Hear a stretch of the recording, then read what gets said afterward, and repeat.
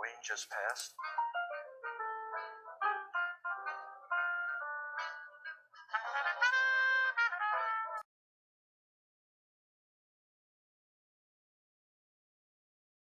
Good afternoon, everyone.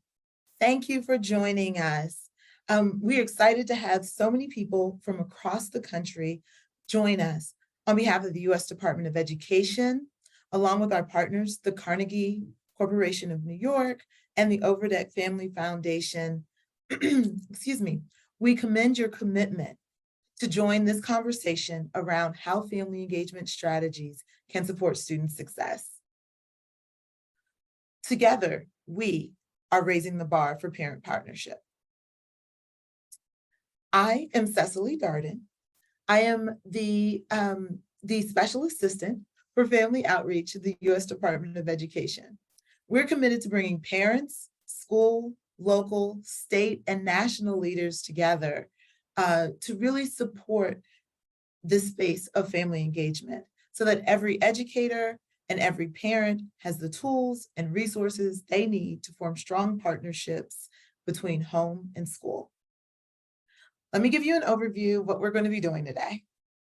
So first, we'll have an overview of the evidence, and then from the field about family engagement strategies. And then we're going to really focus on how family engagement strategies can support immigrant and multilingual families. But before I do that, I'm going to hand this over to our in-house expert, Montserrat Garabi. She is the Assistant Deputy Secretary for the Office of English Language Acquisition at the U.S. Department of Education. She was a bilingual pre-kindergarten teacher for 8 years and a national board certified teacher in Austin, Texas. She's the Secretary Treasurer of the Texas AFL-CIO, and she served as Vice President for Certified Employees with Education Austin. Montserrat. Thank you so much. Thank you so much. And I'm just so excited to be here today. And just wanted to share, welcome everyone, bienvenidos. And wanted to share next in the slide, please. Wanted to share that on January 24th, Dr. Miguel Cardona announced the department's Raise the Bar, Lead the World initiative, which includes the Achieve Academic Excellence, boldly improving learning conditions, and create pathways for global engagement. And what this means is raising the bar to increase opportunities for multilingualism for all our students. And as many of you know, multilingualism is a key pillar in supporting the Raise the Bar, Lead the World initiative, because as Secretary Cardona has conveyed, we must foster a new multilingual generation of Americans by strengthening their identities, supporting their education, and preparing them to lead in the 21st century. And multilingual and multicultural learners bring different perspectives to our classrooms to promote an open dialogue, increased collaboration, and cultural competencies, while improving learning for all students. That is one important reason why the Department of Education will continue to provide support for all our multilingual students and their families to have access to educational experiences that affirm and protect their cultural and linguistic identities. Multilingualism means improving bilingual and dual language programs to follow the research based on second language development. Next slide. And one of the things, as part of the Office of English Language Acquisition, we have great resources for the communities, for parents, for educators. We have over 25,000 resources in our library, and they have a variety of newsletters, podcasts, webinars, research, and also we have great infographics and information that can be useful for parents, teachers, and students, and community members. And these are just some of the examples that we have. And we are leading by example. We have our benefits for multilingualism, which is in multiple languages. And we hope that the communities, the parents really look into these great publications and podcasts and news and webinars so you can share them with your communities. I want to share that OELA, the Office of English Language Acquisition, plays an important part in this work. And our vision is that multilingual learners have agency, capacity, and confidence to create a positive and successful future for themselves and their local, national, and global communities. And we are purposeful in providing these tools to all and to everyone. So with that, I want to pass it to Ambika Kampur, the Program Director with Carnegie Corporation of New York. Thank you very much.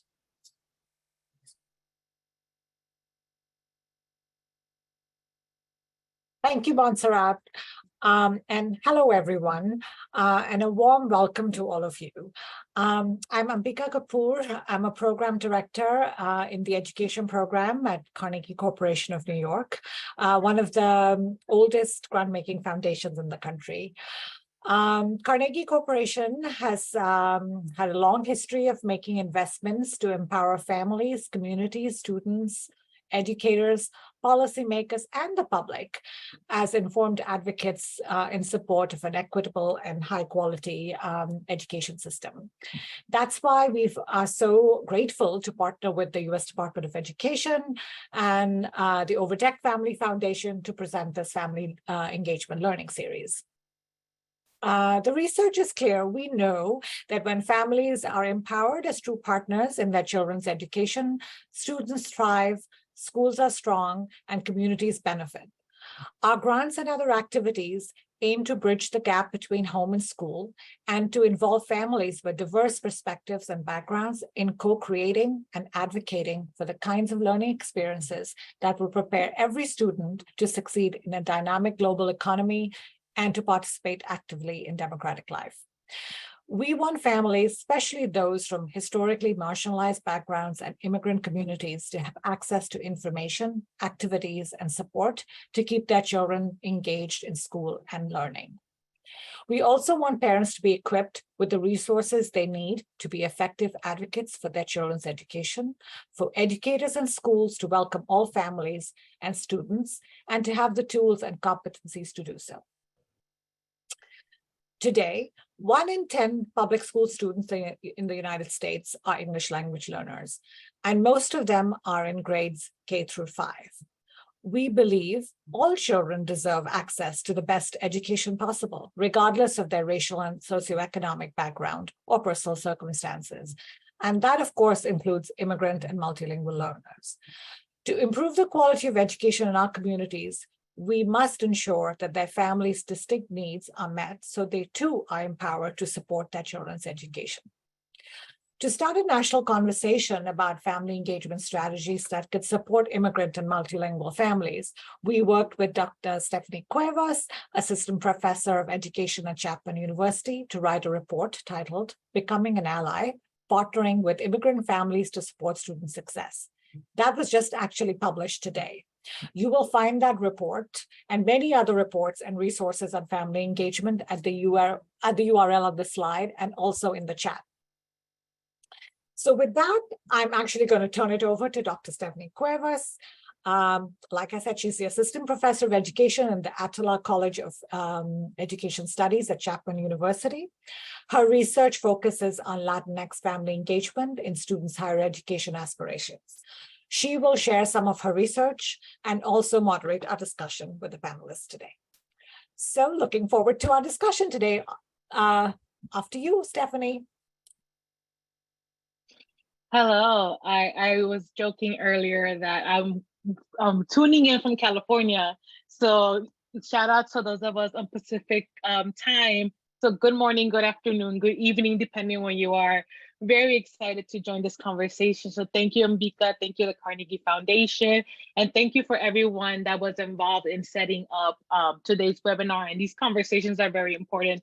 As Ambika mentioned, I have spent the last couple of months really working closely with the Carnegie Corporation of New York to produce a new report that I am very excited that we can finally share it. And here you'll see there's different ways that you can access it. You can check out the link that was put on the chat box. You can also scan the QR code. And essentially what this report really does is that it takes generations and decades really of family engagement research and really centers our immigrant families and our multilingual families and families of English language learners, and really asks this question of how can family engagement practices, frameworks, research really help support immigrant families and multilingual families. So really highly encourage you to check out this report. Really, we put a lot of work on it. So what I'm gonna go do, and if you could put the next slide, please. What I'm gonna go start today's webinar is really gonna give you a broad overview of what our population is. As you can see here, and these are statistics that are very well known. So those of you and these are all within the US context, right? So in the United States, currently is home about 45 million immigrants, or roughly around 14% of our population. If you see here, by 2065, it is predicted that immigrants and their children will make up about 36% of the US population. So it is very significant. And I also want to point out that approximately 4.5 million children, which is about 8% of these children, have at least one parent who's undocumented. So throughout our conversations today, and again, really encourage you, not because I want to plug the report in, but really encourage you to download the report, because in the report, what we do is that we break down different terminologies, right? So sometimes you may hear the word immigrant writ large, which is part of our broader narrative in the United States, but also we have our undocumented immigrants, we have our refugee population, education, we have unaccompanied minors, right? So again, all these different populations really make up what we call immigrants here in the United States. So it is estimated that about 4.5 million children live with at least one parent who's undocumented, and that is about 8% of our children.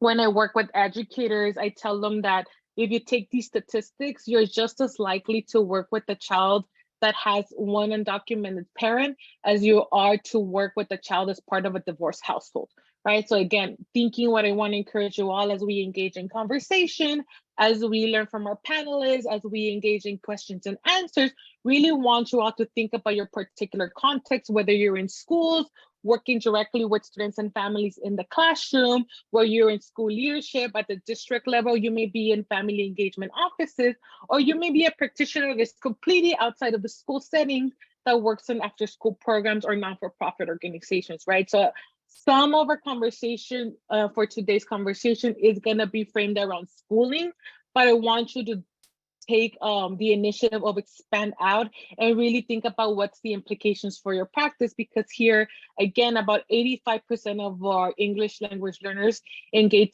pre-K through 5, and about 62% of these are in older ages, right? So we have a variety of immigrants and English language learners, and we see them in different contexts. So again, just kind of wanted to paint a big picture for you all before we proceed with our webinar today. Next slide, please.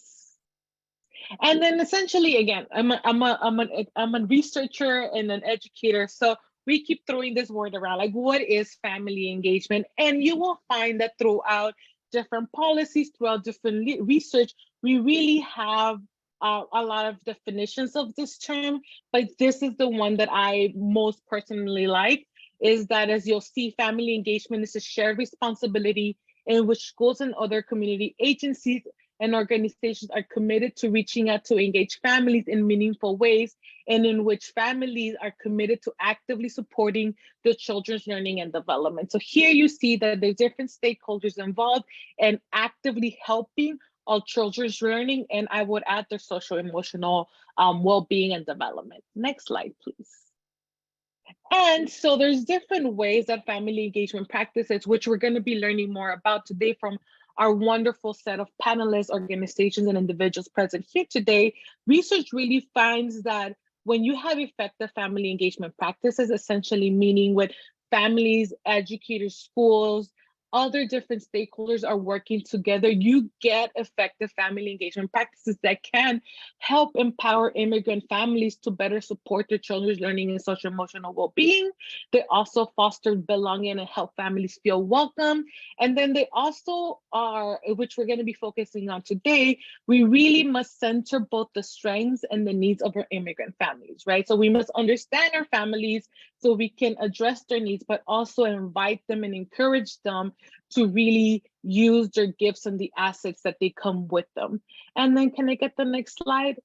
And here, again, this is where I'm going to keep plugging in the report, but really research informed best practices really tell us that we need to make time to get to know our families, invest in relationships, create welcoming and immigrant-friendly organizations and cultures and environments, really develop programs, curriculum, and frameworks that are culturally responsive and rigorous, and really help educators and other providers develop the capacity to work with immigrant and multilingual families. Again, I just sped through this, but again, really encourage you to listen for some of these strategies in today's panelists, and really take a look at the report, because there we dive deeply into essentially what are research-informed best practices on how to work with this population. So with that, I'm very excited to get started in learning from our panelists. So first, I'm gonna invite in Gloria Corral, Dr. Manuel Burciaga, and Dr. Tammie Castillo-Shiffer to join our panelists. So just really quickly gonna read you their bios, and then I'll turn it over to them.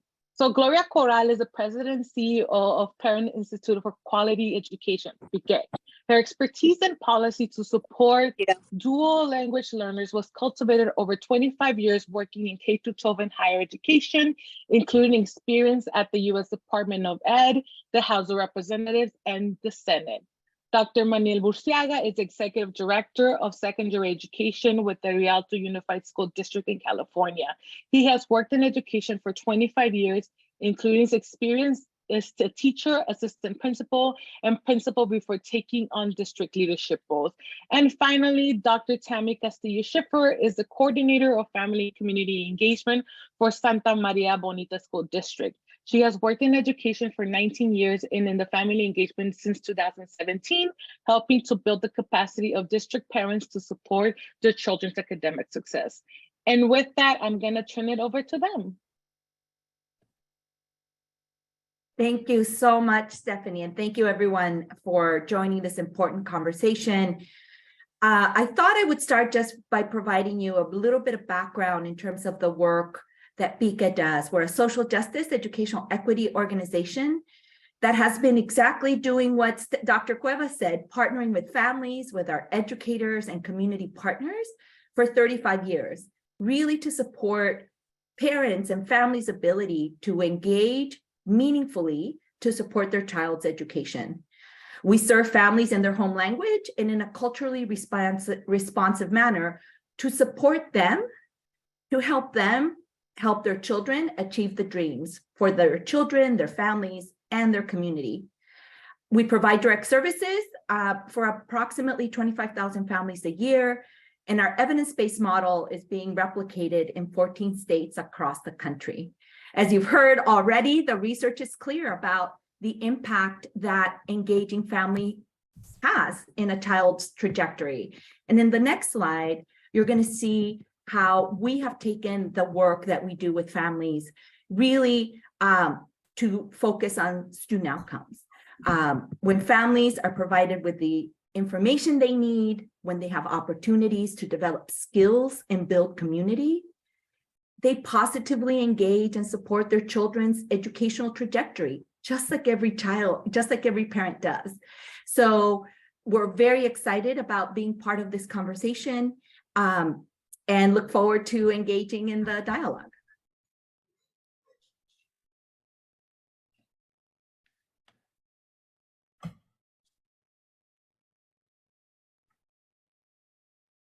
Okay. Is it go to me now? Is that how we're doing this? There she is. There we go. Yes. So thank you so much, Gloria, for that background information. Essentially, yes, Dr. Burciaga, really want to put you on the spot as your role as a school leader. And essentially, how do you invite you could give us an insight, and how do you invite other school leaders to also engage and value the importance of family engagement work with immigrant families?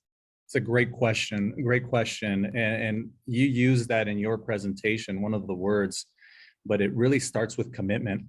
There needs to be a commitment to effectively engage our immigrant and multilingual families. And we know that the commitment needs to come from all leaders, but what we see here at the district level, the commitment really needs to come from the principals right away. There needs to, that's so important. That principal is like a small mayor of their own little community, right? And so their leadership really does matter. Hiring competent, caring, committed principals is important. Obviously, having the cultural competence and deep understanding of the cultures, traditions, beliefs of our immigrant families and multilingual families that they are serving is crucial. Yes, also what is important is when we talk to them, they have the agency, they have that freedom to go ahead and hire staff that will be able to speak the languages of the community members, right? That sometimes is a barrier for some of our parents that are coming in to try to get information, and as simple as a secretary, right, in the front that does not speak the language is a barrier and shuns some of our parents away. So that's important. And then obviously, when it comes from district leaders, there needs to be a commitment to funding, right? funding needs to be there. It needs to be a priority to fund our multilingual families, our EL families, providing the appropriate infrastructure, okay, to improve the learning conditions, right? I think that's crucial.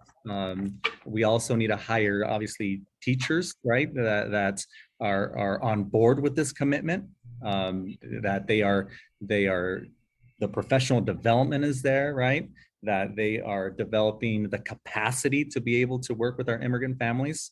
And all of this to create that safe and inclusive environment, right, that addresses issues of bias and discrimination, where all students are treated with respect and dignity. And this all promotes diversity, obviously, and cultural awareness. Yeah, thank you for that, Dr. Burciaga. Something that really stood out as someone who has been in the research for so much, it's this word capacity, right? You talk about the importance of capacity, but also resources. So we've heard from you as like a school leader, we're like, okay, we need to stop at the top.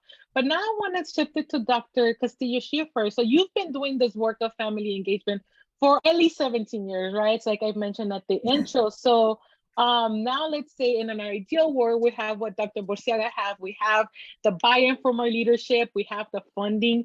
How do you actually even begin to work with and partner with and get to know our immigrant families? Would love to hear more about that from you, because you were the one, you know, we take the money that Dr. Burciaga gave us and you're the one implementing the work. So how do you go about that?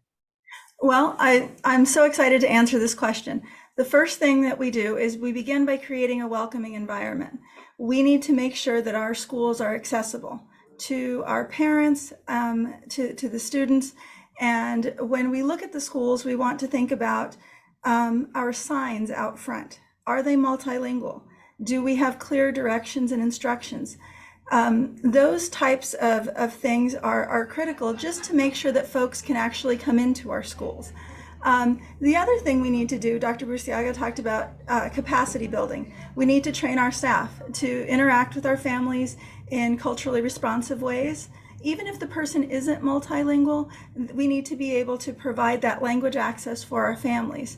But in addition to creating those welcoming environments, we're also thinking about ways to create opportunities for interaction.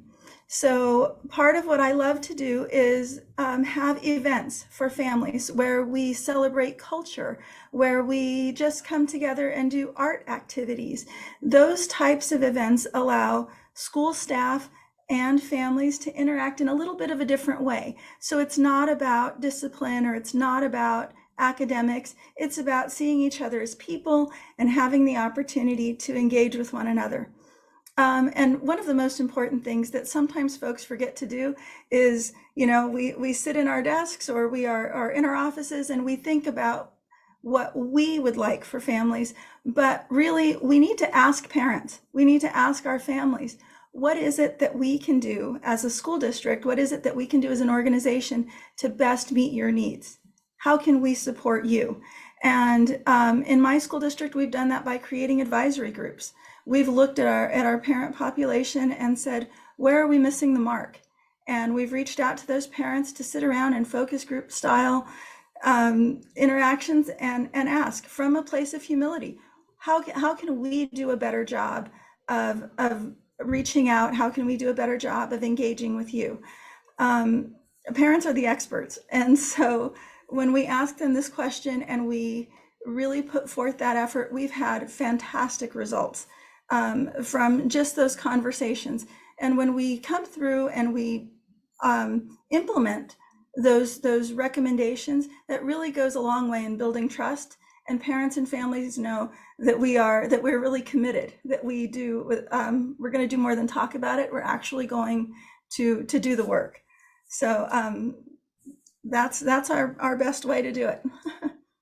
It sounds, what you're telling me is just, you know, I like what you said, like, you know, interact with them as humans, right? Like just ask those questions and be open to being humbled and, you know, letting them tell you what it is that they want.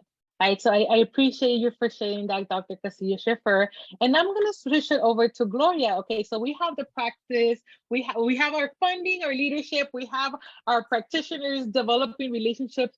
I want to ask you, what do you think the role of policy is in implementing these best practices to support our immigrant families?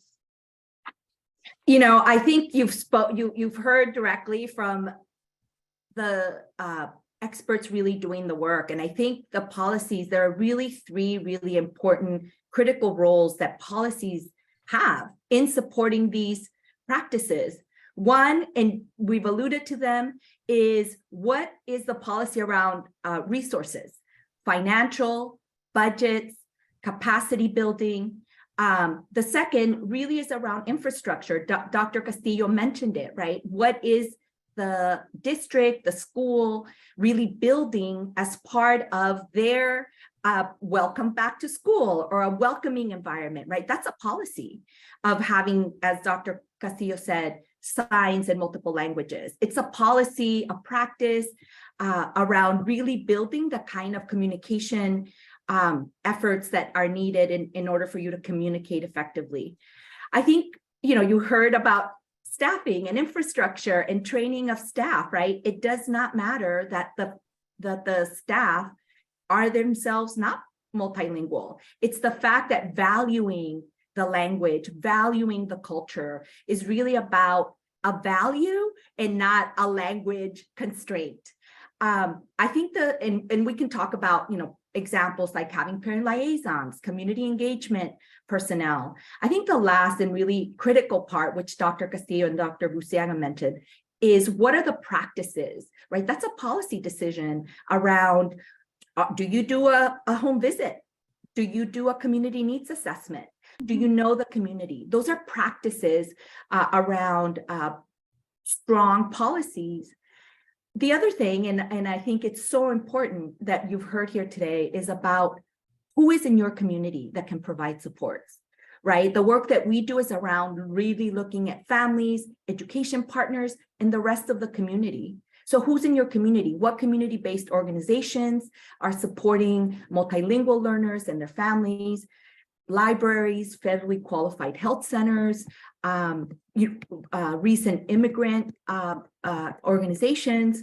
And then the final thing is really around how is it that you are communicating? I will tell you that the pandemic told us one really important thing, which was communicate in different ways and in different modalities so that information is available to families.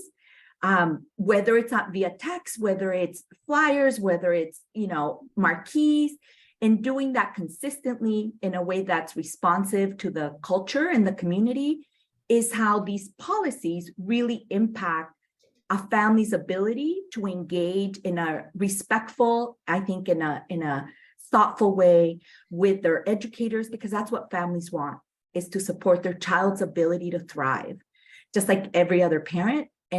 And our policies and our practices enable that to happen if there's the commitment, as Dr. Burciaga said, and the practices, as Dr. Castillo mentioned.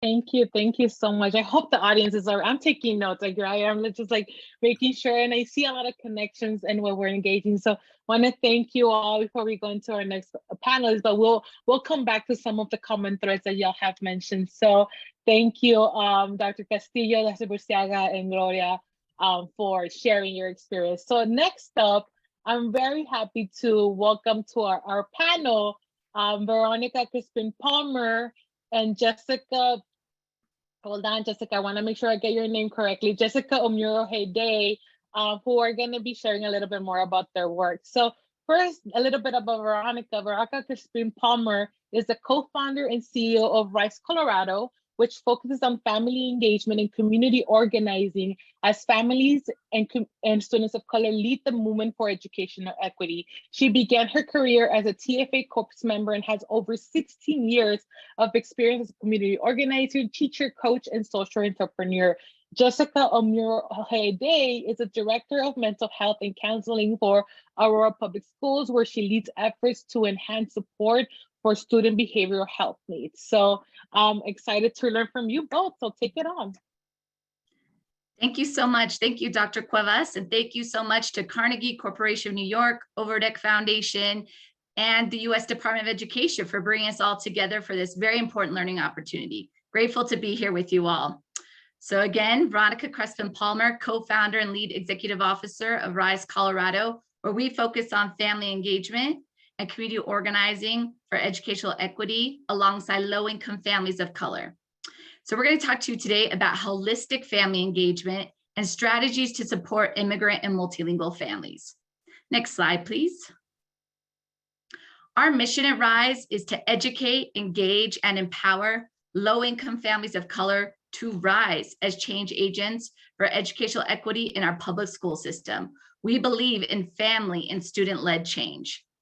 Next slide, please. Our theory of change at RISE Colorado is that those most impacted must lead. So what that means for those of us in education is that we believe those most impacted by educational inequity must lead the movement for educational equity. Just like Dr. King and African Americans led the civil rights movement, and Cesar Chavez and Dolores Huerta and the farm workers led the farm workers movement, low-income families of color must lead the movement for educational equity with the rest of us alongside and behind them as allies. Next slide, please.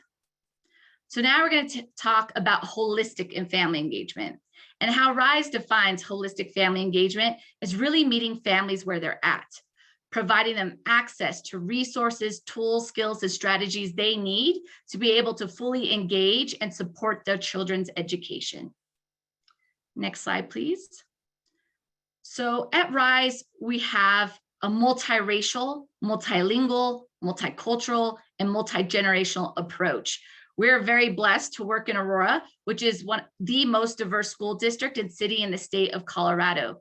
We have families from over 130 countries speaking over 160 different languages. And we see that as a beautiful, beautiful opportunity to work with families from all over the country and world. And again, RISE is a family and student-led organization working alongside Black, Indigenous, Latino, Southeast Asian, immigrant, refugee communities in culturally responsive ways. And our model and approach at RISE is one of the only in the nation working at the intersection of educational equity, family engagement, community organizing, holistic wellness, leadership development, and systems change. Next slide, please. So at RISE, we're over a decade old, so really honored to share with you all a decade of lessons learned in terms of engaging families and students in authentic and holistic ways.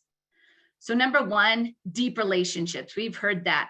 Nothing can move without deep relationships in the community, and these take time, and they require authentic connection, consistency, and a commitment to sustain over time.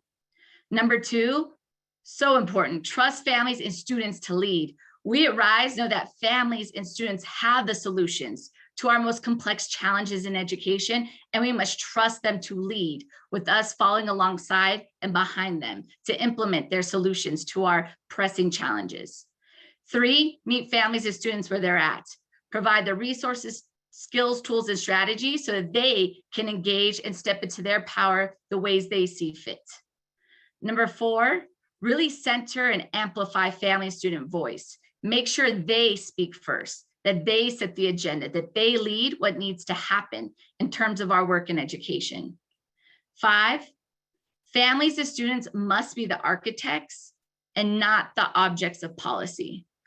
In RISE Colorado, RISE family leaders have crafted and co-created multiple policy changes at the district level. How can we all ensure that families are architects and not just objects of policy? Number six, co-creation. Co-creation is critically important with teachers, school leaders, district officials to come together to really partner to make sure that families are leading the change they want to see alongside teachers, principals, and district officials. Number seven, no preconceived agendas. Again, we at RISE do not tell families you should focus on X, Y, or Z. We trust them to tell us what their most pressing challenges are to support their children's education and that they can solve them, but no preconceived agendas on our end. Number eight, an inside-outside approach. We must work inside the system with families and outside the system so that families can really make sure that there's essential, long-term, sustainable systemic change. Number nine, cross-cultural connections. We work with Bhutanese, Nepali, Burmese, Karen, Karenni, Latino, Black, Indigenous families. They all want to learn from one another, see their similarities, celebrate their differences, and come together around the commonalities of how they together in multiracial, multilingual ways can solve our most pressing challenges in education. And number 10, celebrate. Celebrate often. Families and students work so hard, and there's so much to celebrate in our work, and it's important to celebrate to keep up the momentum and the positive work going forward. Next slide, please. Some additional holistic engagement strategies to support immigrant and multilingual families through family engagement are to really ensure that we provide engagement experiences in families' native languages, and ideally facilitated by people who are from their community, who they can identify with and trust. So our Burmese Karen Kearney staff reflect their community. Our team that works alongside Bhutanese Nepali families are themselves Bhutanese Nepali. So it's very important that our families see themselves represented in schools, but also in our nonprofit organizations. Create an inviting learning experience by providing the following supports: food, childcare, hybrid ways to engage, sometimes in person, sometimes virtually. It's important that families can really meet us where they're at. And give stipends to families to honor their expertise and efforts. Whenever we work with families, we must honor them. Just like we pay consultants for their expertise, families and students deserve to be honored in their expertise and efforts through stipends. Provide interpretation, translation, and transcription at all family-facing meetings, conferences, events, and experiences, so families are receiving information in their native languages, and they feel honored and respected when we do that. Next slide, please. Additional holistic engagement strategies are to increase visuals. For English learners, it's important that we share information, engage, and gather feedback from families, and do so with visuals that are family friendly and that they can engage with and understand. I heard this earlier: use clear, family-friendly language. We need to make sure we stay away from acronyms and things that families, is jargon. And we need to make sure that we consider word choice and that it translates appropriately in families' native languages so they can understand it in their own native language. Ensure families speak first and outnumber school and district staff. So it is really centering student and family's voice first and foremost. Slow down to take time to make sure every community gets to speak. Every native language is heard and no one is skipped over. So again, at RISE, we operate in the top 10 languages of the district. So making sure that every community gets a chance to speak in their native language and no one is skipped and everyone's voice is heard. Co-create and give credit to families for their participation, contributions, and efforts. Celebrate their efforts and hard work. Jessica Merde will speak about how RISE Colorado and Aurora Public Schools were actually able to co-copyright all the work we did to honor families' genius and brilliance. And lastly, take any and every opportunity possible to center and amplify family and student voice in everything you do and in every decision you make. Truly, that's how we will achieve educational equity, is by centering family and student voice, trusting them, and following their incredible efforts and solutions. Next slide, please. Now I'd like to introduce Jessica Merde, who is the Director of Mental Health and Counseling in Aurora Public Schools, who'll talk a bit about our partnership with Aurora Public Schools to create a social emotional learning framework. Thank you, Jessica. Thank you, Veronica. I'm really excited to share some ways that we put everything that Veronica just spoke about into practice. So what question we centered was families. What skills do you want to see your students graduate with when they leave the Aurora Public Schools? And that started our social emotional learning framework. I think it's really exciting that this is one of the very first co-created social emotional learning frameworks in the nation. And I say that because although we haven't seen any others yet, there could be some out there, but it is certainly the first in our district. Next slide, please. And I want to say that again because it wasn't asking families for feedback. We didn't ask families to come to us and tell us what they thought about what we had already created or what we had grabbed from an external source. We co-created this together. And although you may not be able to see it in this picture, families did substantially outnumber district staff when we were doing this to make sure that family voice, need, and values were centered in the work. So they outnumbered us at least 5-1. If we could go to the next slide, please. This is an example of one of the activities we did. We made sure that it was visual, that we had everything transcribed into or translated into everyone's native languages. There were 10 different languages spoken, and we were looking for values, the real roots of what we were trying to get at, and make sure that those were centered. If you can go to the next slide, please.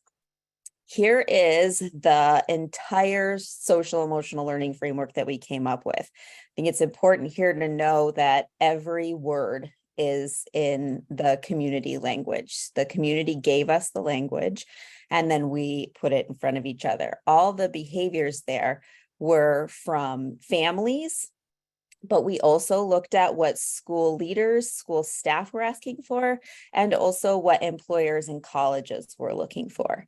And if you look kind of down at the bottom, it's pretty small. There's the copyright. So you can see that families are able to get all of the credit for the work that they did. And we were able to also make sure that there were stipends for the family's time and really valuing that expertise and all the assets that everyone brought to the table. And I am going to read a quote from a family member who shared their feelings and feedback with our district leadership team, including our superintendent and all of his cabinet members. I'm going to read it because it's important to us that we never change the family's feedback that we're reading it word for word. This is from Naomi. She is a Rice family leader. She's from Mexico. She has 2 children. One is at Aurora Central High School and one is at the University of Nebraska. And she says, one of the things that encouraged me to be part of this project was that I had the opportunity to do a focus group with 8 Latino parents, while other leaders did other focus groups with different communities. Hearing what families were saying about their needs encouraged me to share this information, because when we do meetings at my son's school, we don't talk about the same needs. In the focus group, there were families with students in different grades and different schools, and so I was able to share that information in the meetings we did with the district. This was important to me and also a great opportunity to co-create this project with families and district staff. I liked that the participation was from families and students of different races, cultures, languages, ages, and also district personnel. When I heard from another group that it was very important to them that their children become doctors based on need, I learned that all groups and families have different needs and aspirations. I also understood that it was a bit difficult to condense a variety of values that families have, and reaching an agreement to choose the most important ones was a challenge. However, we strategically voted for the 5 most important values for everyone, and this made that part of the job feel equitable. I hope that schools use the APS SEL framework can understand the vision of the parents and students involved in this project, so that the strategies of the framework can be put into practice and thus be able to achieve a positive change in the mental health of all students. For me, it is important that students feel welcome regardless of their appearance, because students should only worry about learning, being successful and happy in their education without having to deal with psychological problems that could be caused by not putting this SEL framework into practice.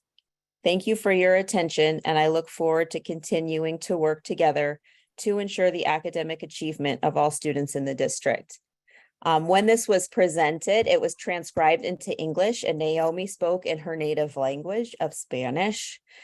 And at the end, she said, now we just have to make sure that this goes into practice.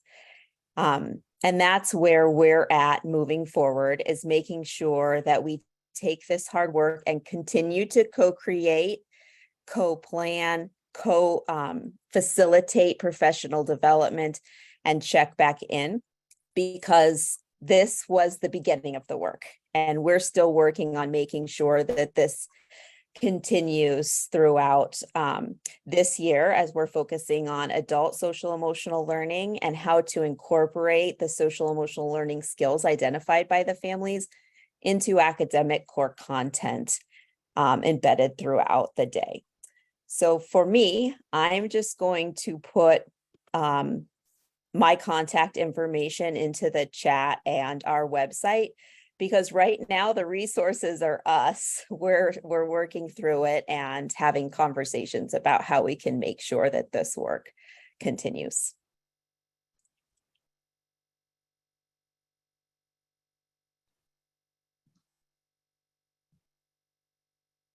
Thank you, Veronica. Thank you, Jessica. Something that I really appreciated as a researcher and practitioner was seeing the connection between what you presented in the research and then see it actually in practice, and love hearing from the parents and the families themselves. So we're gonna go on to the next panel, and then I have a couple of questions when we all engage in conversation because you're really bringing into practice and showing what co-create can look like. So thank you both for sharing the information in your framework. And then next, I would love to invite over Krista Gonzalez and Angelica Infante-Green into our panelists for our next session.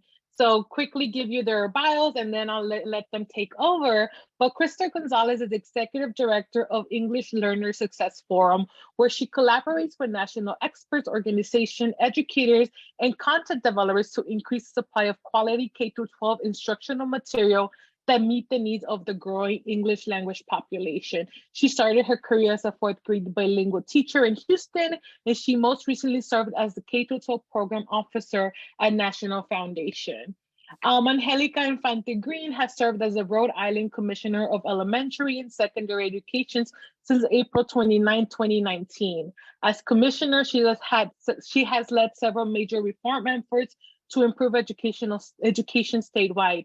She began her career as a bilingual teacher in the South Bronx and has since then served in a variety of roles focused on improving instruction for all students, particularly multilingual learners, including as Deputy Commissioner of the New York State Education Department's Office of Instructional Support.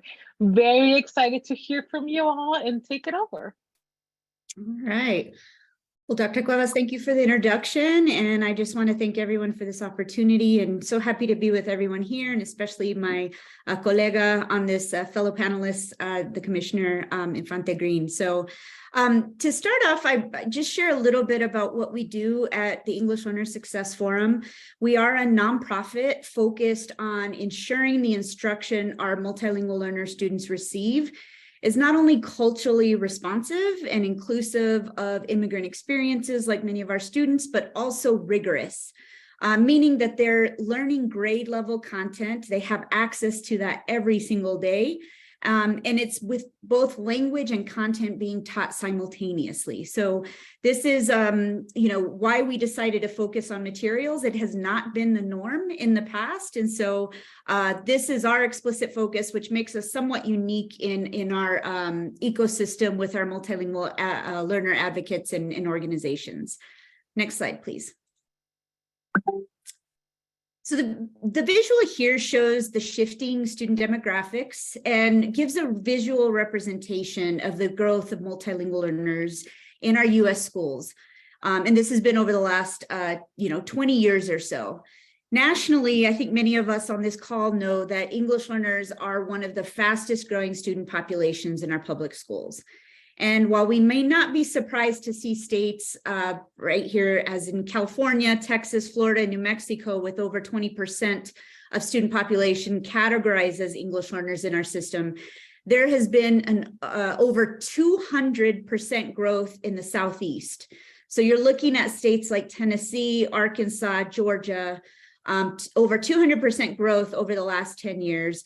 And if we think about those places, those are also places where they have traditionally may not have the training and the resources to best serve our multilingual learners. Next slide, please. And we exist, I'm not going to go over these stats, but ELSF exists because this is a persistent problem of our system. It has nothing to do with our students, nothing to do with our families. These are stats that are likely not new to all of us here that have been in this space really advocating on behalf of our students. Academic proficiency for ELS has remained in the single digits for many years, and we know that our students deserve a lot more. In fact, a 2017 report from the Economic Policy Institute shows that over the last 20 years, the achievement gap has narrowed between minority and white students, but there is one exception. Hispanic and Asian English learners are making no progress in academic achievement relative to white students. And we think this is absolutely unacceptable, and we've got to do something about this. Next slide. So we believe materials are part of this solution. They are part of our everyday work with students in classrooms, with multilingual learners being the fastest growing student population in our school system. There is no reason our materials should not be inclusive of their needs and responsive to their cultural assets. So in places like California, where our multilingual learner students make up nearly 20% of the student population, this should not be an exception, right? But this should be the norm, a focus on our multilingual learner students. And the fact that we have decades of research that show what ELs need in content learning. We must see specific components specific to English learners in our curriculum, things like oral language development, components where assets and strengths of our multilingual learners are resources for teaching and learning, and where content and language are happening at the same time. Back when I was teaching, we may have the pullout where ELD would be taught separately, but this is where we have seen a paradigm shift in teaching and learning, and we really believe materials should be a lever for equity. Next slide, please. And we believe all families, including our immigrant families, want the best for their children, and we must ensure that they have the knowledge and tools to advocate on behalf of the learning that is happening in the classroom. And so understanding that materials matter, ELSF, we were able to partner with the Rhode Island Department of Education to really make this a reality across the entire state. And so on that note, I'll let the commissioner describe their work in engaging families. Great, thank you, Crystal. Next slide. So I'll give you a little bit of a context of Rhode Island. We're the smallest state in the nation. Next slide. But for us, it's really important that we talk about the materials. The materials do matter, and they matter to families. So materials for us are about equity, student rights, embedded supports, and parents as advocates. In Rhode Island, in 2019, we had the Educational Accountability Act, which means that every single district in the state of Rhode Island has to select from high quality curriculums that are Ed Reports green rated. And in order to do that, we partnered with ELSF to be able to figure out what are those curriculums and how do we actually select those for our multilingual learners. And in order to do that, we also partnered with parent-led community-based organizations, and one in particular, PLEA, which is Parents Leading for Educational Equity. And what that means for us is really getting resources in the hands of the parents. What is happening in the classroom? We all heard today how important it is to have a welcoming environment, but a welcoming environment in order to have our students or our children have the best education possible. So we have to make sure that that curriculum speaks to the parents, that the parents understand what it is and what the expectations are. Next slide.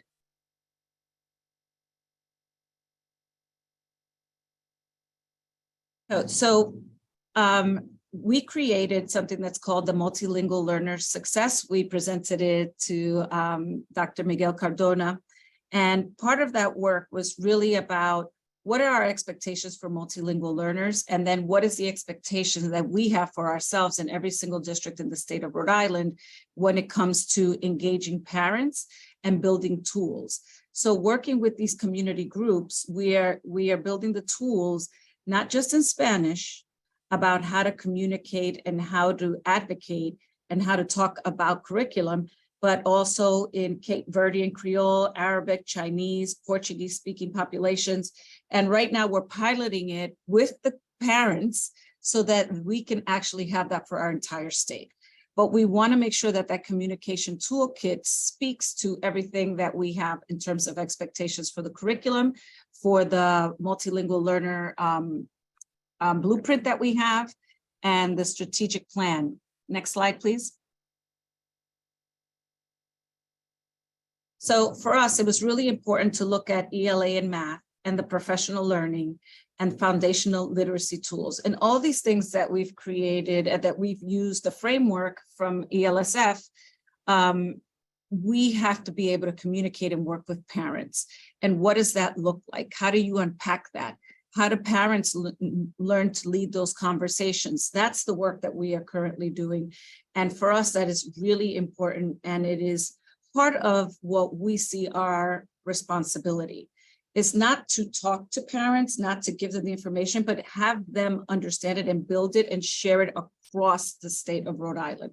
That's how we build our expectations. Next slide. Great. So as we've been doing that work, one of the things that we thought was really important for us was to give districts money. We heard about how important it is to give the communities the funding and to be able to pay the parents to have the conversations, to be able to pay the districts, to be able to implement the multilingual learner success, our guidelines, our blueprint, so that we can actually have models that we can show, we can use throughout the state for parents, for our educators, how to work with the community, which is very different than what are a lot of the training that takes place in the traditional settings. Next slide, please. And one of the other important things that we feel very strongly about here in Rhode Island, when we built our multilingual blueprint for success, that was done in conjunction with educators, superintendents, politicians, yes, politicians, because we want them to be able to understand that it is important to fully fund or actually increase funding for our students, for our multilingual learners. But also we had parents and students involved in creating that expectations. But part of that is also knowing your rights as parents. And I think a lot of our families feel when they first come into our system, feel like they don't have the rights to advocate or to understand more what's happening in the classroom. But we make sure that they know, and this was co-created with parent groups to ensure that families knew what their rights are and how to advocate for their rights. I'm at a state level, so there are districts that families are a part of, but for us, it's important that they be able to lead that charge, and our work is to continue to do that with them. Next slide. So I just want to thank everyone, because when we do this work with the community, we don't talk to them and preach to them. They co-create all these documents with us, the communication, understand and unpack the curriculum with us so that they understand. And the last thing that we did in order to continue to have that engagement with parents is that we made the report card an app where the parents can actually open it up, the statewide report card, and have it in a language that they understand, and that it is actually a cartoon. Because we're taking for granted that families communicate all in the same way in paper or audio, but we wanted to have visual as well, so that parents can have those conversations. And within those report cards are things that they can ask in the school. And one of them is about the curriculum, how it meets the needs of our multilingual learner, how they're increasing their language acquisition in English and their home language, and the content as well. So we have embedded that so parents understand that these are things that they can request, ask, and demand.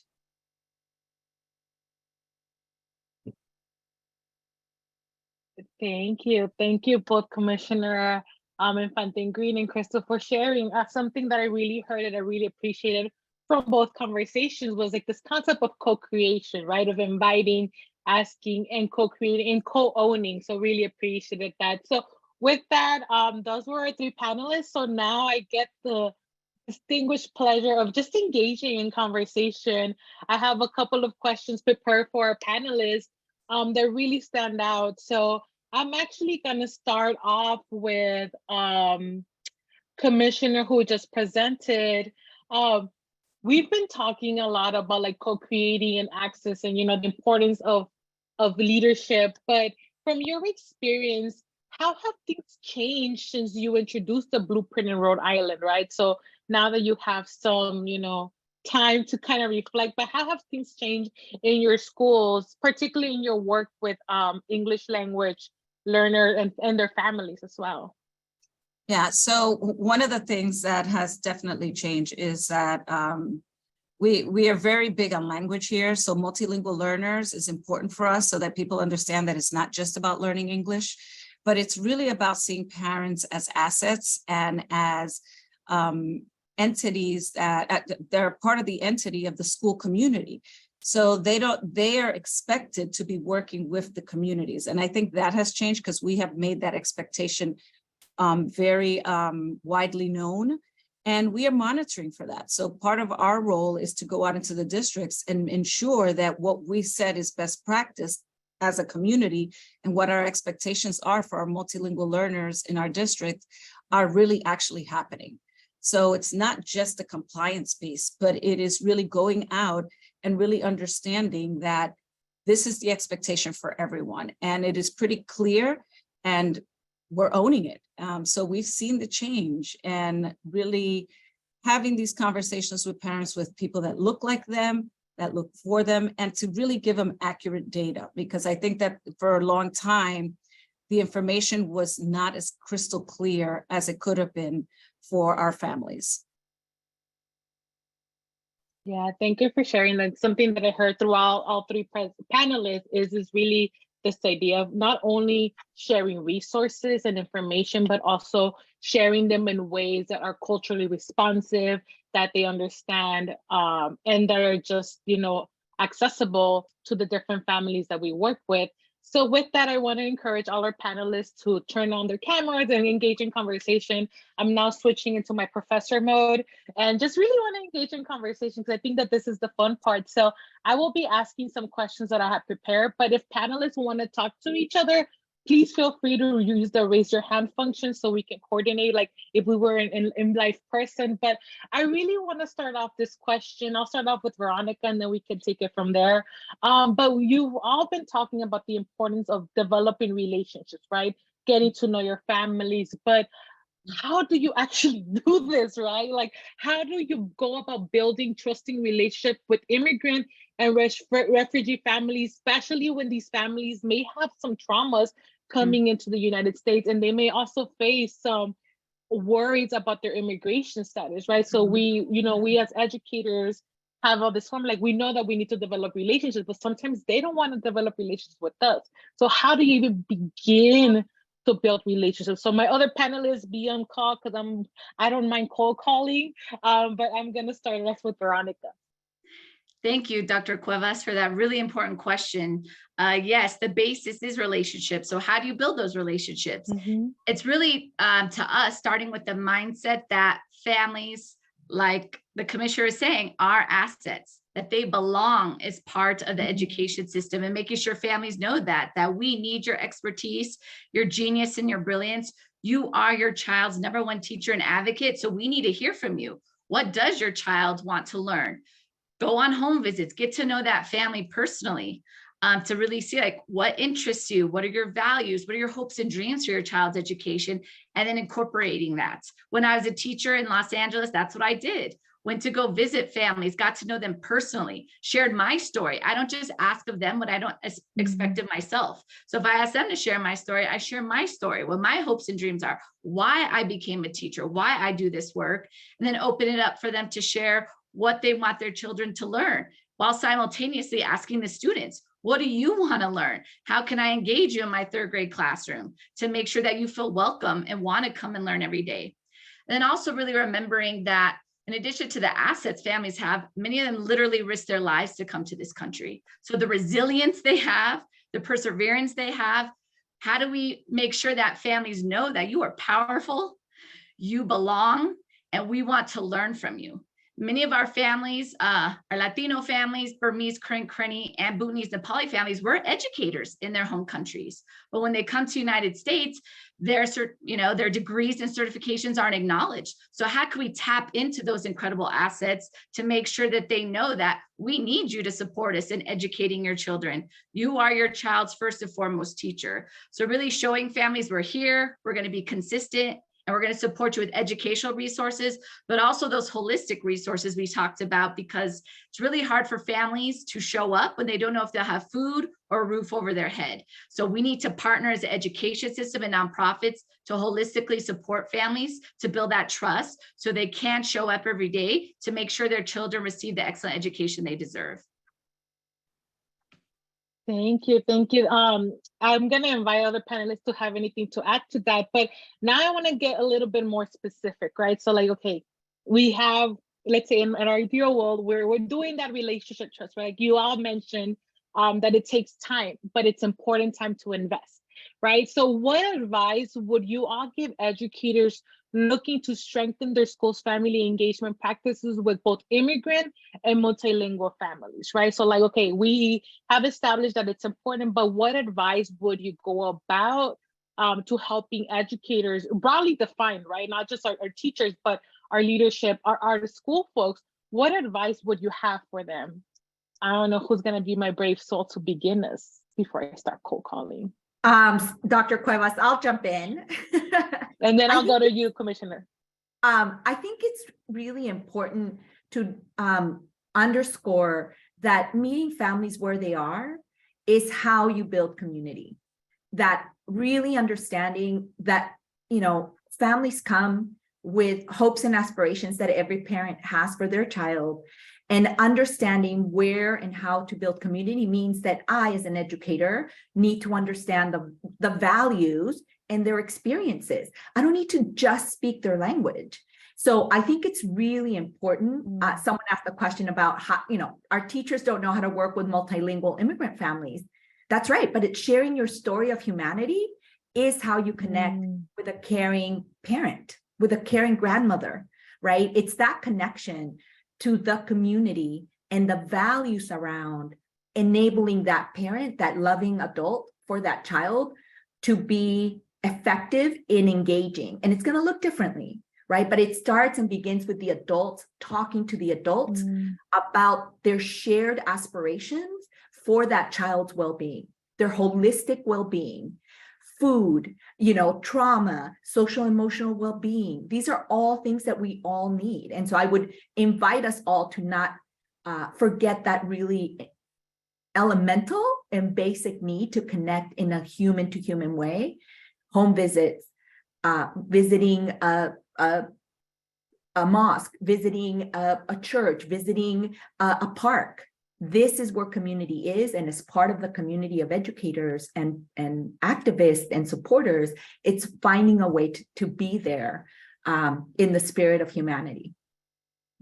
Thank you for that. Again, really seeing people, like I think you all keep mentioning, right? Seeing people, families, parents as human, as, you know, we are partners in this. So Commissioner Infante, do you have something to add to that? Well, I don't know, Gloria kind of summed it all up.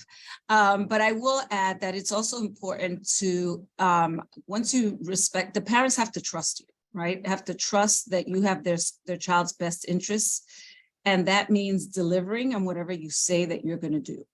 And I think that's what parents care about. It doesn't matter. I shouldn't say it doesn't matter. It's nice if we have a cultural night. It's nice that we have all those things. But you have to deliver on the promise that my child is going to be educated, cared for, and that you believe my child can learn, right? That you see my child as an asset, and you see me as someone that can be an asset to you learning about my child. Because I think we have in the American educational system always flipped it, sort of parents having to adapt and learn the education system. But we're in a place now that our educators, we the people in the system, have to learn about the communities that we are serving. What are their hopes and dreams, and not impose what we have and we think are, you know, the outcomes that we're expecting to see for our students. So it's a little bit of a mind shift, but at the end of the day, it's delivering on the promise. If you're not delivering for families, there is no trust. Yeah, thank you for that, Commissioner. Something that I'm also hearing kind of come out of our conversation is this concept of accountability, right? So how do we make sure that we are also accountable to what we say we were gonna do? Right. So I want to shift this a little bit. Similar topic about relationship building and the importance of getting to know our families. And a question that has come up is, how do you do this work in spaces, districts, states that are a little bit more conservative, right? That are not as embracing of our diverse student populations, whether however we want to define that, right? So how do we do that work when we may not, we talked to Dr. Burciaga, like we need to have the infrastructure, we need to have the resources. How do we go about doing this important work of engaging, partnering, and working with and learning from immigrant families and families of English language learners in states that are not as welcoming to them as other contexts? So I don't know who wants to be my brave soul to take in this particular question.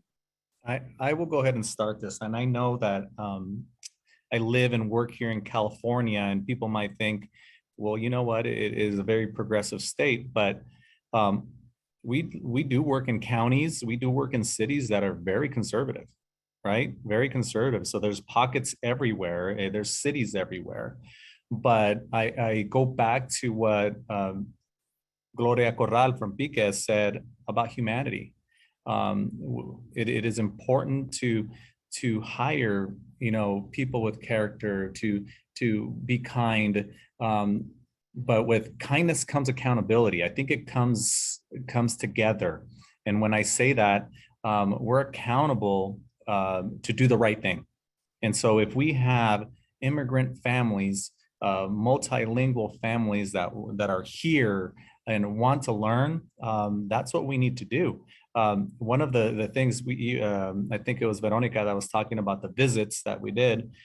We remind our families and our principals and all of our educational partners that these schools and public education belong to the community members, to these parents. They do not belong to me, this principal, the director, the superintendent.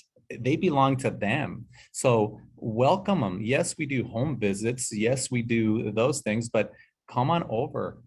Establish that culture that they can do a tour at any time. It's not just when it's all pretty and all, ready to go. You want to go ahead and visit a classroom at any time, come on over. We have nothing to hide. We want you to be part of solutions. So I think that's probably where any district, whether you're conservative or not, wants what's best for any of our community. And I think it's our students, right? We don't ask our students, from what political aisle they're in. We don't ask that, right? They're our students. And so I think that is important for any district in any state, in any county, whether conservative or not, to be kind and hire caring adults to be able to do that. Thank you, Dr. Thank you, Dr. Burciaga. Commissioner Infante-Green, you want to add to that? Yeah, and I'll do it very quickly because you asked a very controversial question. Mm-hmm. And aside from hiring kind people, because we all want to do that, there are places that don't care about that. The United States is very divided right now, very bifurcated. There's a lot of tension. There's a lot of anti-immigrant sentiment. And at the end of the day, people like me have the responsibility, like I am the guarantor of a fair and equitable education in my state. So my policy has to match that. What my regulations say have to match that. And I have to be able to hold people accountable. And that's why it was so important that as we put our blueprint together, that we included politicians from both sides of the aisle. Are these the things that we want to see in the classroom? And at the end of the day, it is an economic question, right? Are we going to close our doors to having our kids be bilingual, having our nation that we learned during this lockdown, how much we depend on overseas to really, not have that ability? So it is purely economics, and everybody on all sides of the aisle care about that. Thank you for that. Again, at the core, if you listen, is relationship building, right? And engaging in dialogue, even with friends that we may not like sometimes, right? And engaging in that. One question I would love to hear from my my panelists is, you know, just I'm a very curious person, but throughout, I have so many years of experience of folks working with families here. What has surprised you in your work working with immigrant families, refugee families, families whose first language is not English? What has surprised you? Do you still get surprised to this date? So we'd love to hear from my panelists who maybe we haven't heard from yet.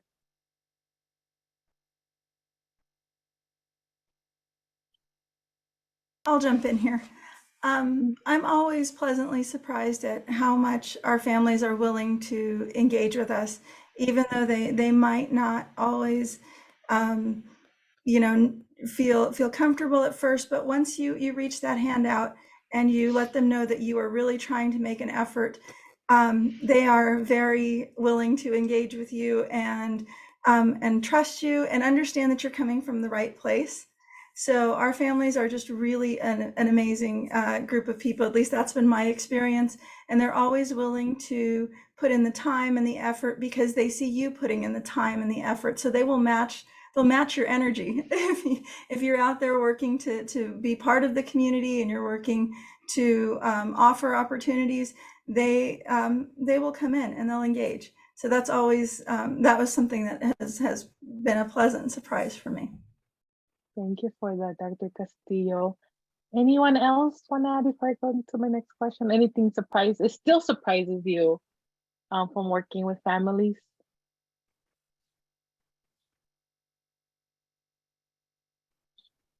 Everyone's like, no, we've done the work. we don't get surprised anymore. Well, my last question, and before I shift it, we do have some questions for the audience. And this has been a question that has come up throughout today's chat, and also some of the questions that were submitted before the webinar began, is this question of capacity, right? We've talked about the importance of having staff that know the work, that look like their families, that are down to develop relationships. But the reality of our educational system, and it's still a fight that I have with them, is like we actually don't require training on family engagement practices, right? Our teachers, when they get credentialed, it's not a requirement for them through most programs. And if you know of any, put them on the chat. I would love to know.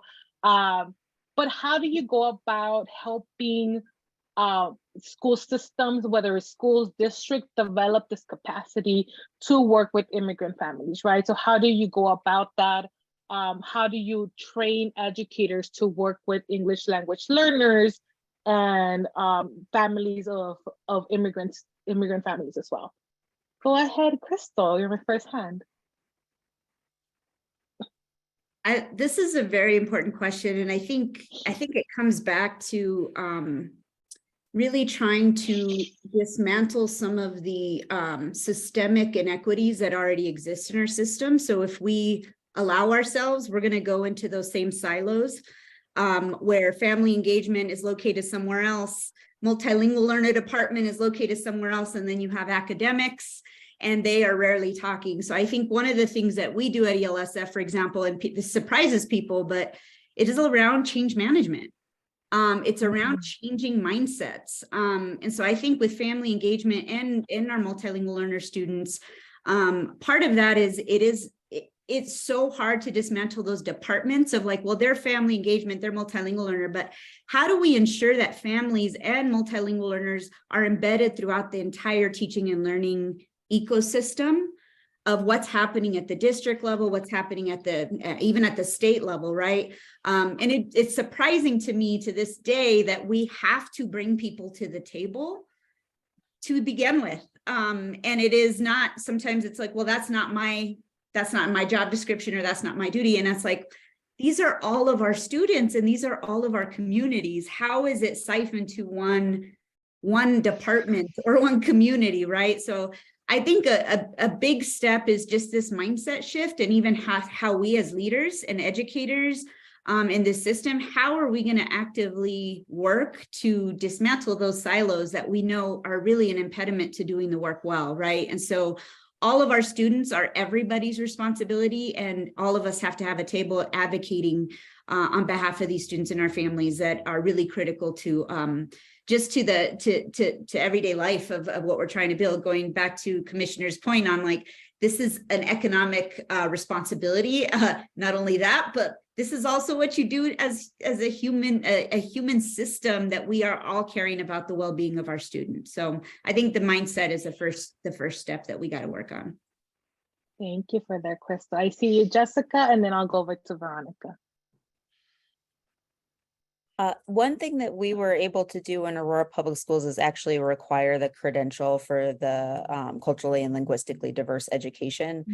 So within the first 3 years, every educator in the system, not just teachers, but every educator in the system does have to have that certification in order to continue their employment with the Aurora Public Schools.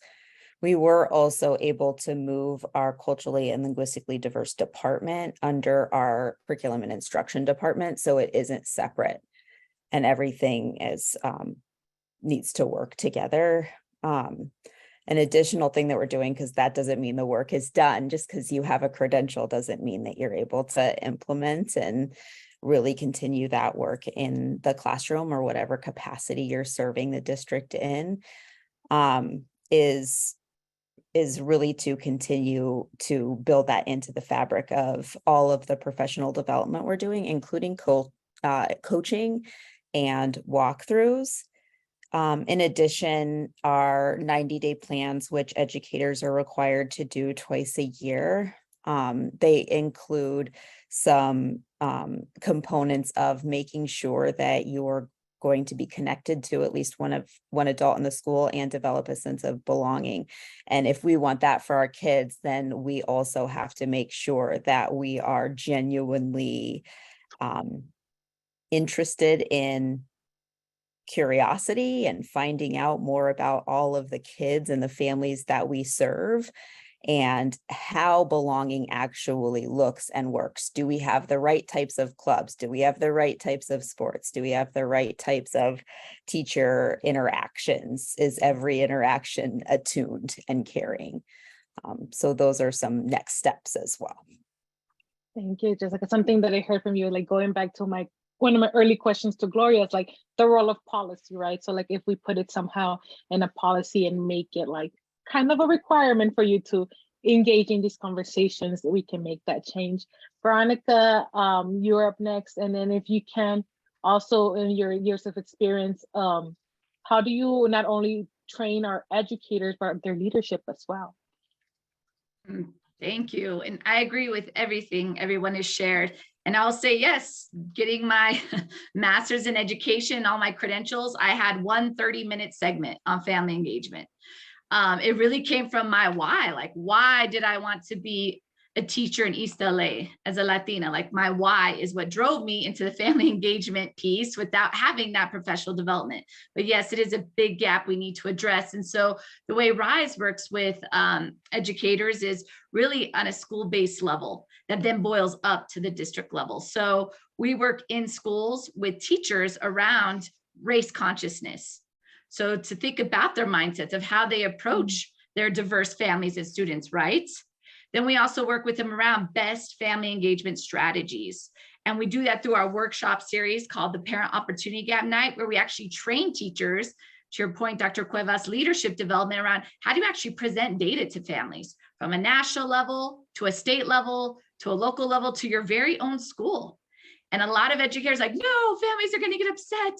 They're going to come for us. Well, they may be frustrated, but actually the opposite happens of like, what can I do to help? Wow, these statistics are alarming. These opportunity achievement gaps are alarming. What can I do to support? And families are signing up to volunteer. What can I do to help my child at home? And then from there, after that, light bulb moments of what's happening, because families always say, we knew something was happening, but nobody told us. And now that you've told us, we actually trust you. You actually care to tell us the truth. So then we have family learning nights where the educators look at their data from the school leader to the teachers, actually look at their gaps. Where are students of color, our English learners, multilingual learners not performing, and actually host academic workshops in those areas, whether it's reading, writing, math. So families can actually go and learn strategies they can employ at home from their teachers. And they actually practice right there in front of the teachers to then go home and practice that with their children. Because everything we do has to be in the name of academic achievement. so that our children are receiving the excellent education they deserve while doing it through the vehicle of being culture responsive and race conscious, so that families feel welcome to come into the building. And then I really agree with what Crystal was saying, meet families where they're at, and the mindset shift. Once educators really understand that they can't do this alone. None of us can do this alone. Nonprofits can't do it alone. U.S. Department of Education, educators, nobody can do this alone. And then really amplifying the piece of co-creation. We've been doing it alone in silos, like Crystal is saying, for many years, and look where it's gotten us. So now is really the era and time of co-creation where all stakeholders, district officials, teachers, families, students, educators are coming together to co-create, like the social emotional learning framework we co-created with the district, but also co-create our most complex challenges, because families do have the solutions. And when we listen to them, whatever we co-create will stand the test of time, because families created it and they'll want to make sure it stays to create the excellent education and environment that their kids deserve. So really think about co-creation, mindset shift, and really how do we get into professionally developed teachers so that professional development stands the test of time. Yeah, thank you for that. Again, going back to this partnership work, right? Like this overused phrase in education of it takes a village, but it really does. We need to come together and speak to one another. So in our last minute or so, and my panelists already know, I'm going to ask them this question. I'm a person that really wants, I'm an educator, right? So what's one takeaway that you want webinar participants to take away from today's session? And really quickly, if you could give them a couple of words, and I'll just go down the row. So Crystal. Yeah, I'll start by saying families and parents want to engage in what's happening in the classroom, and we just have to equip them and empower them with the right questions and the right information to carry forward. Anyone else wanted to add? Just being mindful. A burning takeaway. I would just say that what is your value?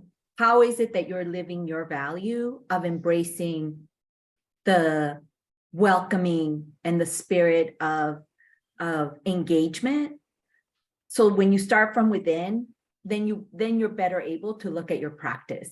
Is my value of welcoming and educating every child and valuing every parent, is that being made manifest in my decisions about what I fund, who's at the table, who's included in the committees? So I really invite that self-reflection, because it isn't just one person. It's your behavior that will shift the behaviors of others. And it starts with us. Yeah, thank you. And as always, in all things, we are running out of time. I wish we can spend more time together engaging in this important conversation. But again, this is just the beginning. So with that, I want to thank all our panelists for being here, engaging in conversation. And again, thank you for really sharing your thoughts and your expertise with us. And with that, I'm going to switch it over to Ambika to wrap it up for us. Well, thank you, Stephany, and thank you to all our panelists for joining us today, and actually for challenging us to build effective and equitable family engagement practices for immigrant families throughout our education system. We can all learn from the example, especially around co-creation, that you all shared from California, from Colorado, and Rhode Island. I also want to thank you, all our webinar participants, for joining us as well. I hope you were able to take away some of the recommendations for practitioners, funders, policymakers, and educators that were shared, so that high quality education is accessible for every immigrant child. We really believe that it is imperative that we provide high quality, culturally affirming, and asset-based support for immigrant families and emerging bilinguals. As you heard from many of our panelists today, we at the foundation also want to continue to empower children and their families to become active members of their communities, to build social connections, and to integrate into American society while honoring the identities and cultural backgrounds. With that, we will end today's webinar, but we hope you will join us for others in this series. Our next one is on family engagement strategies to support student mental health and well-being. It will take place on Tuesday, May 23rd at 1 p.m. In the chat, you can find the link to register for that one, so I hope you will do that. And then again, on behalf of the U.S. Department of Education, Overdeck Family Foundation, and Carnegie Corporation of New York, thank you for joining us today. We can all agree that family school community partnerships are essential for the future of our nation and the success of all children, including the academic and social emotional well-being. Thank you again.